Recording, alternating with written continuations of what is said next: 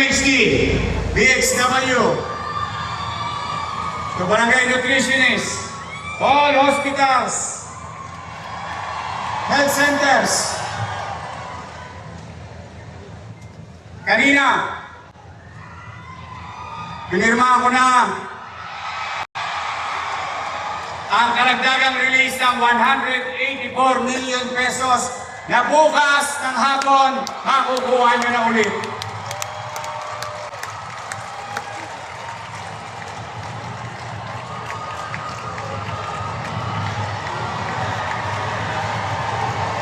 Paldo! Baka naman, as I have said many times, magsisinop ako and I will give what is due for you.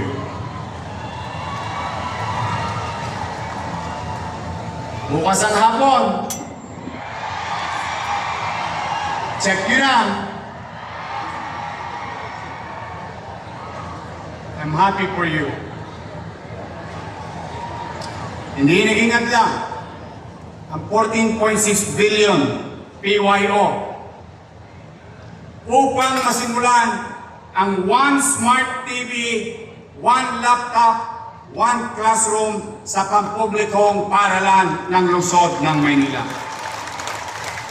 Umabot sa 684 smart TV at 1,379 laptops ang naipamahagi sa kinder at grade 1 sa lungsod ng Maynila. Hindi naging hadlang, lalong-lalo na sa sitwasyon ng mga nasusunugan. Huwag kayo naglalaro ng apoy. Magastos. Hindi naging hadlang ang 14.6 billion upang tumugon agad tayo sa mga pamilyang nasunugan sa lungsod ng Maynila. Umabot na po sa 69 million pesos ang ating ibinigay sa mga biktima. Hindi naging hadlang ang 14.6 billion commercial obligation upang palakasin ang kakayanan ng Manila Disaster Risk Reduction Office sa pamamagitan ng pagbili ng mga makabagong gamit katulad ng drone na may search and rescue operation with night and thermal capabilities, rapid damage assessment of structure through a 3D or CT scale 3D mapping ng ating lungsod. Kaya po, pag titingnan ninyo, parang normal na drone. Pero hindi po. Yan po ay maghahanap. Huwag naman sana loobin ng Diyos na dumating sa Metro Manila yung big one.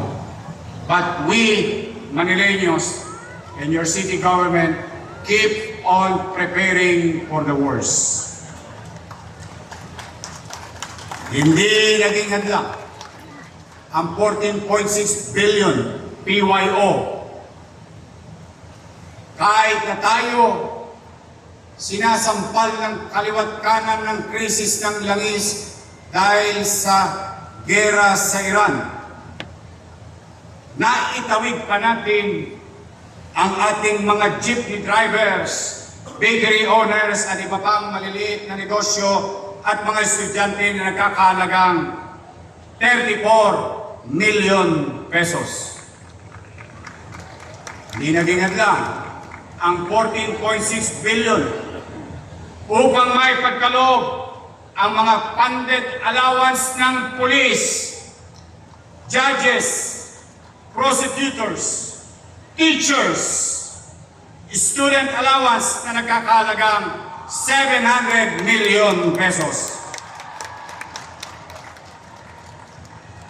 Hindi naging hadlang ang 14.6 billion upang mabayaran natin si Judith. At hindi lang tayo nakabayad On time na po tayo ngayon. 307 million. Wala na po tayong utang sa Meralco, sa PLDT, sa Maynilad at Manila Water. Wala nang mapuputulan. Di naging hadlang ang minana nating 14.6 billion na PYO upang mabayaran.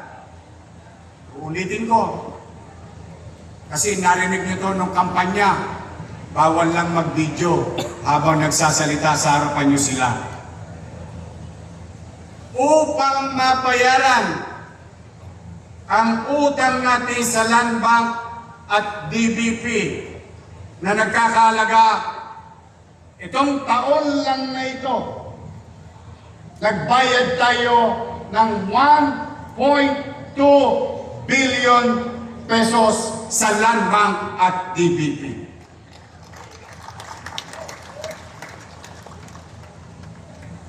So it's fake. Hindi naging hadlang ang 14.6 billion upang magamit. Shout out sa mga taga-ospital ng Maynila.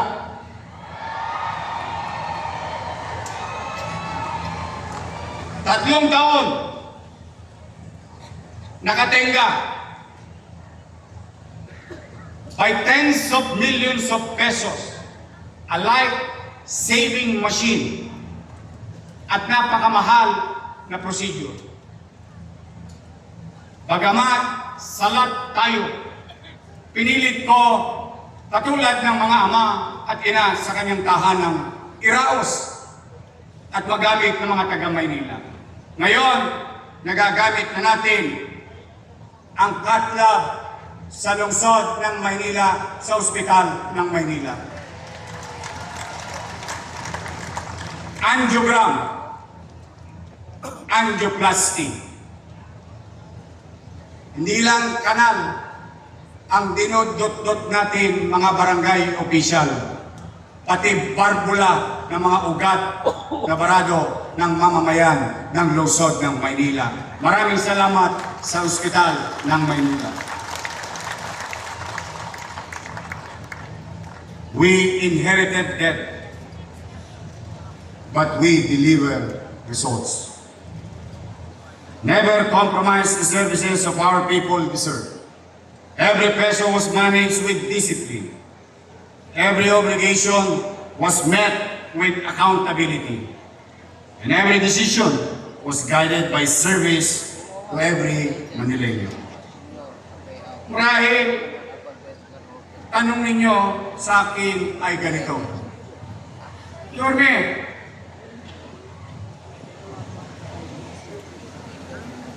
paano natin babayaran ang inutang natin sa Land Bank or DBP na ating pinagpagawa ng pabahay, eskwelahan, ospital, at mga iba pang gusaling kapakipakinabang at mga ginastos natin na hindi natin makakalimutan sa karanasan natin habang tayo'y nabubuhay. Noong panahon ng pandemya para bumili ng gamot, ng bakuna, at pagkain buwan-buwan sa loob ng 8 buwan ng 700,000 families. Noong panahon ng pandemya. So nangyari, nakabayad, katulad ng naturan ko, ilang minuto pa lamang ang nakakaraan. Habang kaliwat kanan, kung tinutupad ang mga lumang obligasyon ng nakaraan, araw-araw natin kinakarap ang kasalukuyang obligasyon. At ang luma ko namang obligasyon, ayon na rin sa batas na ating mga ginawa. Noong ako'y naging mayor noong 2019 at nagka-pandemya, nabayaran natin ang Land Bank. Nagbayad na tayo ng 7 billion sa kanila. Nagbayad pa tayo ng 1.2 billion sa panahon natin. So ano po ang ibig sabihin? Ito ay malinaw na katibayan na hindi pahirap sa delivery of basic services ang inutang natin para sa housing, hospital, schools building. Ang tunay na may sala ay ang nagpahirap sa atin ay grave fiscal mismanagement. Yun yung ipinampahid sa labi na mantika sa ating mga ilang mamamayan sa lungsod. Dinutututan tayo ng Jeyo. Ang kinita mo, Kosam, ang kinita nung nagbigay, 30. Ngunit sino ang nagsakripisyo? Mamamayan ng lungsod ng Maynila. Kaya hindi totoo na hindi makakabayad dahil nagawa po natin bagamat malaki ang obligasyon ng nakaraan. Kaya malinaw ito at patuloy na magiging malinaw ito. We did not inherit excuses. We inherited obligation. And through disciplined fiscal management, we turn that into stability. And stability into better services for every Manilans. Masinop na pamamahala. Naging matatag ang fiscal at financial management ng lungsod. No more overspending for job order personnel in Manila. Kung dati-rati maabot ng 200 hanggang 400 buwan-buwan, ngayon po 60 to 80 million pesos na lamang ang ginagasa natin buwan-buwan. Muling binuhay ang Go Manila App. At dahil doon, kahit Sabado, bagyo, umuulan, may dilubyo, holiday, nagkaroon ng access makabayad ang mga taxpayers of the City of Manila na komisan. Pag pinagsama-sama natin yung binayad nila sa araw ng Sabado, sa araw ng Linggo, holiday, halos 367 million pesos. Hinabol natin na magbayad ng buwis. Ito ay napapanahon sa sitwasyon nating lahat. Imbis na makisawsaw tayo sa malakas na ingay at galit kaugnayan ng flood control scandal, pinili nating hanapin ang mga flood control contractors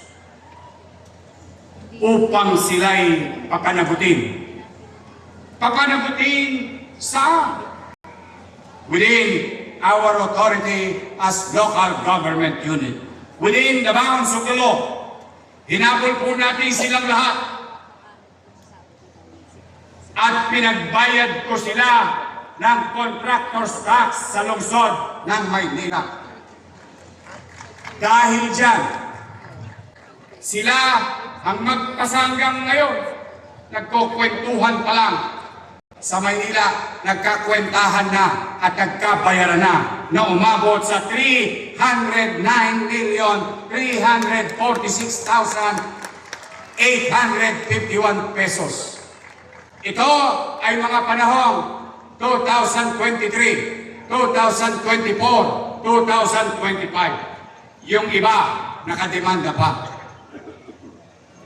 Kaya po, siguro dapat lang na magalit ang buong bansa dahil sa flood control scandal. Tama po yan. Dapat silang usigin ng national government sa kanilang mga dapat panagutan. Tama po yan. Ngunit sa Maynila, kilikili ang tama nila. Italpak nyo na.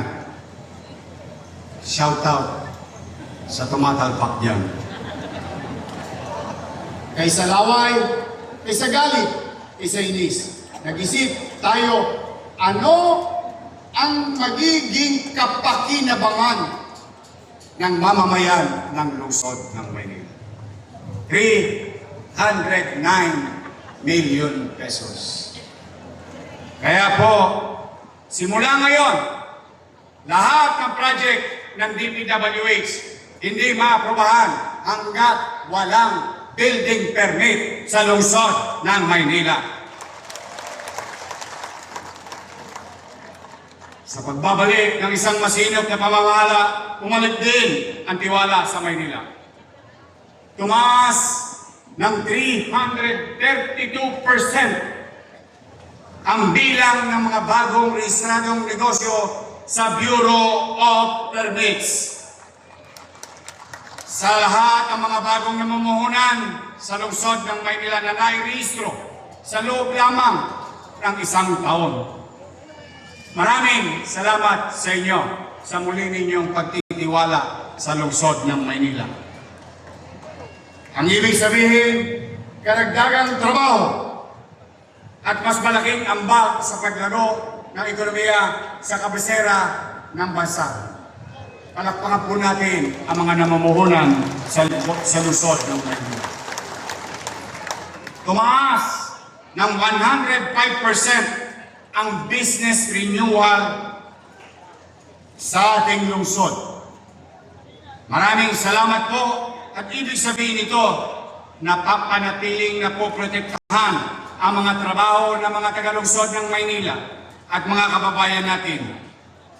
Sa konstruksyon ng gusaling nabigyan ng permit ng Office of the Building Official. Nung araw, noong panahon nila, umabot lamang sa 2.7 billion investment ang pumasok. Tayo, krisis, walang tsape, laway lang. Ngayon po, malugod kong ipabatid sa inyo, 9.3 billion pesos ang umabot na investment sa lungsod ng Maynila.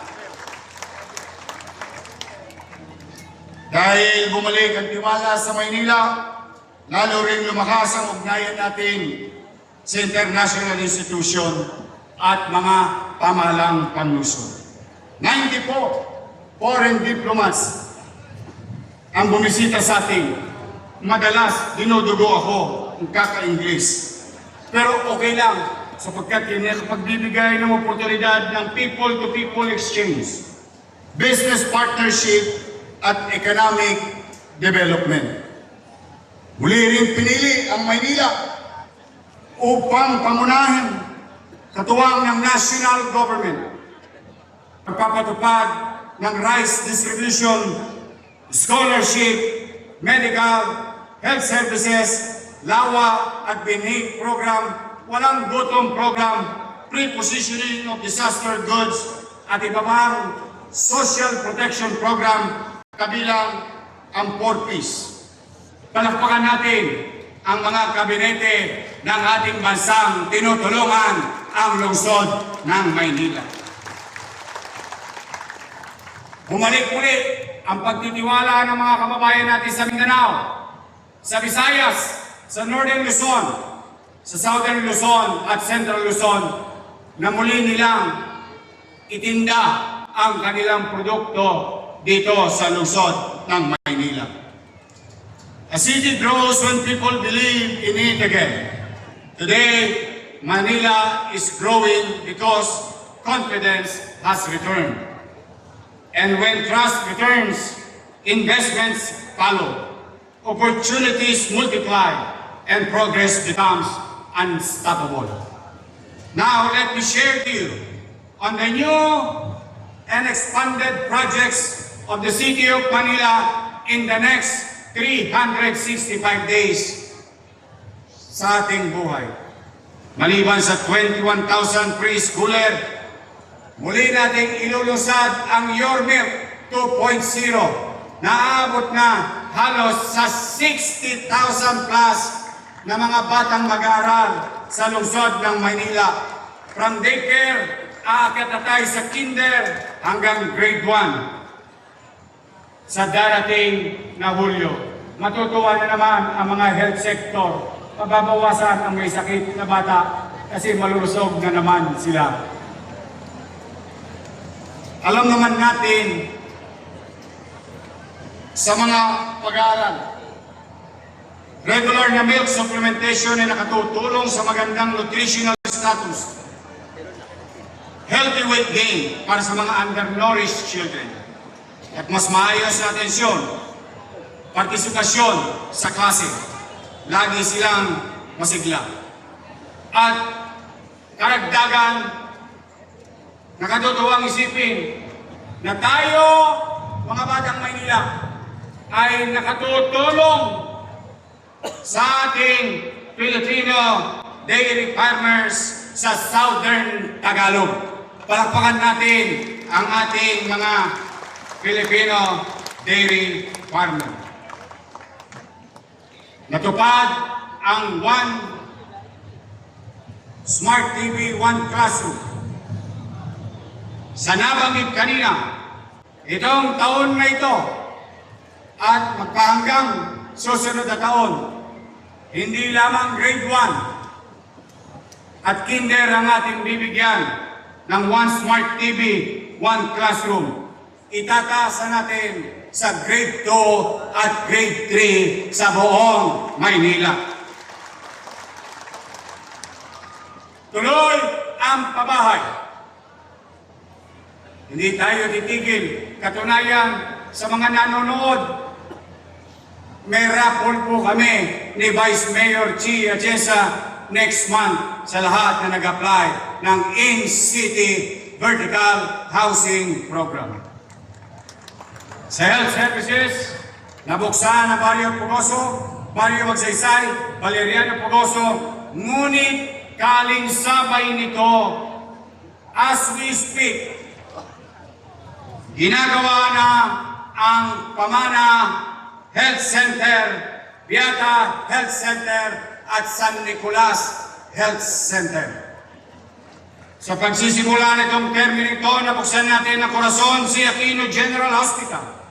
Ngunit nakamit nito ang pinakamabilis na yakap accreditation. At dahil dyan, kasabay din nating nirenovate ang ospital ng Sampaloc Emergency Room. Katatapos lamang ng renovation ng ospital ng Maynila Emergency Room. Ginagawa ang Manila San Francisco Friendship Library, Manila Sacramento Friendship Library. At higit sa lahat, mga nanay ko, mga tatay ko, mga chairman, kagawad, secretary, treasurer, EXO, SK, sabihin nyo na sa anak nyo, sa ngayon pa lamang, mangarap na silang maging doktor, mangarap na silang maging nurse, radio technician, or radiologist, and so on and so forth. Sapagkat, isa sa pinagmamalaki nating lahat bilang Batang Maynila ay ang naitatag na pamantasang lungsod ng Maynila. Been producing top-notch students, graduates, board passer, top-notch board passer. But the space of pamantasang lungsod ng Maynila in Intramuros hindi na sumasapat sa pangangailangan ng dami ng mamamayan sa lungsod. Kaya po, yung naiwan kong pangarap para sa inyo, nung dating ako'y naging inyong mayor, immediately, we implemented it at kahit wala tayong pera, ipinanghingi ito. Siguro, ngayong hapon, iparating ninyo ang init ng inyong palakpak at pasasalamat kay President Bongbong Marcos Jr.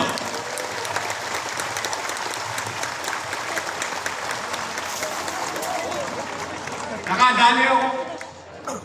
Maling anda.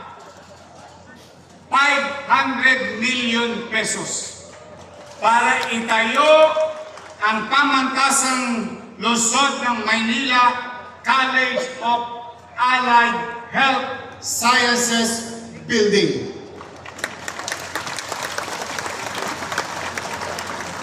Ano ang halaga nito sa sinasabi ko sa inyo? Kung dati-rati hanggang 300 lang na estudyante ang kaya nating yakapin sa PLM Intramuros. Ngayon, kaya na nating akapin 5,000 students, future doctors and nurses, and all other allied health sciences courses. Wala pa tayong pera niyan. Maraming salamat, Executive Secretary Ralph Recto.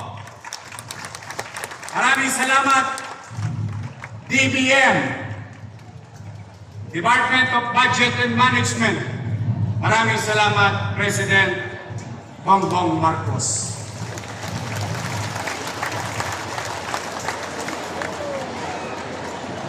Kaya niyo pa? Obligasyon ko to sa inyo, mag-report. O, sumilong na yung iba. Our aspiration to make Manila great again begins with healthier children, better school, decent homes, quality